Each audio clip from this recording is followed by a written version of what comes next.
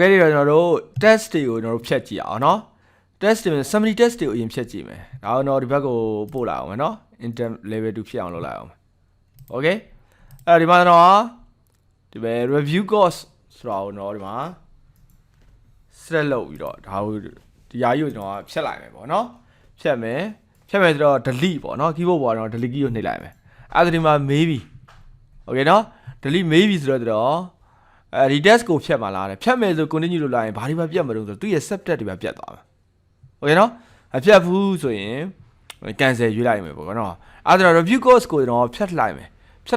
ဒီမှာ okay နှိပ်လိုက်မယ်အဲ့ဒါဆိုရင် review course ဆိုတဲ့ summary ကိုဖြတ်ပါပြီဆိုမှတော့အဲ့ review course ထဲမှာပါဝင်တဲ့ subject တွေပါပြတ်သွားလိမ့်မယ် okay နှိပ်လိုက်မယ်အဲ့ဒါဒီမှာပြတ်သွား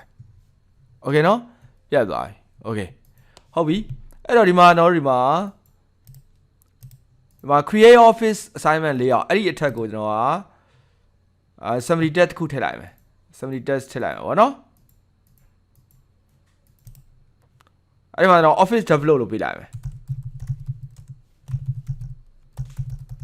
Okay အဲ့ဆိုရင်ဒီမှာတော့ office develop ကိုကျွန်တော်ဖြတ်လိုက်မယ် keyboard ပေါ် delete နေဖြတ်လိုက်မယ်sorry I don't select လုပ်ပြီးတော့ keyboard delete နေဖြတ်လိုက်မယ်အဲ့ဒါဆိုရင်လာပြန်ပြီနောက်ပြောတယ် office develop ကိုဖြတ်မှာလားဖြတ်မယ်ဆိုရင်သူက subject တွေပဲပြတ်မယ်ပေါ့အဲ့လိုလာပြောနေတယ်အဲ့ဒါဒီမှာ create office assignment ကြီးပါလာပြီးတော့ပြတ်တော့မယ့်သဘောရှိနေတယ် Okay နော်အဲ့ဒါဆိုရင်တော့အဲ့လိုကြီးကျွန်တော်တို့မလိုချင်ဘူး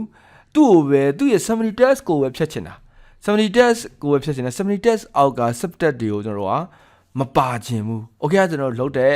solution ရှိတယ်အဲ့ဘာလို့သူ့ရဲ့ subject ကိုကျွန်တော်တို့က select လုပ်လိုက်အဲ့နော် select လုပ်ပြီးတော့ဒီမှာ intern လေးတစ်ခုရှိတယ်အဲ့ intern တစ်ခုတိုးလိုက်တိုးတော့ဘာဖြစ်သွားတော့ဆိုတော့ဒီမှာဟိုဖြစ်သွားပြီဒီ office develop ဒီ summary တက်မဟုတ်တော့ဘူးရိုးဖြစ်သွားပြီ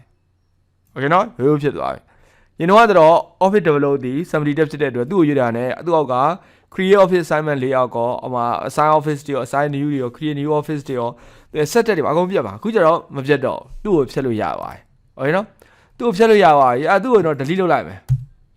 delete လုပ်လိုက်ဒီမှာအမှားကြီးလေးပြန်ပေါ်လာတယ်အဲ့ဒီမှာသူကကြည့်လိုက်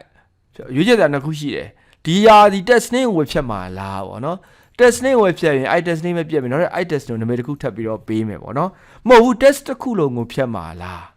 test တစ်ခုလုံးဖြတ်မယ်ဆိုတော့က delete the test ကိုရွေးလိုက်အဲ့ဒါဆိုရင် test တစ်ခုလုံးပြတ်သွားပြီ Okay နော်ခုနကကျွန်တော်တို့ကcreate assignment office ကအောက်က level အောက်ကိုပြန်ထားခြင်းလဲဆိုရင် intern အောက်ကိုပဲပြန်သွားလိုက်အဲ့ဒါဆိုရင်သူ့တိုင်းပဲ level ပြန်ဖြစ်သွားပြီ Okay နော်အဲ့လိုမျိုးနဲ့ကျွန်တော်တို့ကsummary test တွေကိုကျွန်တော်တို့က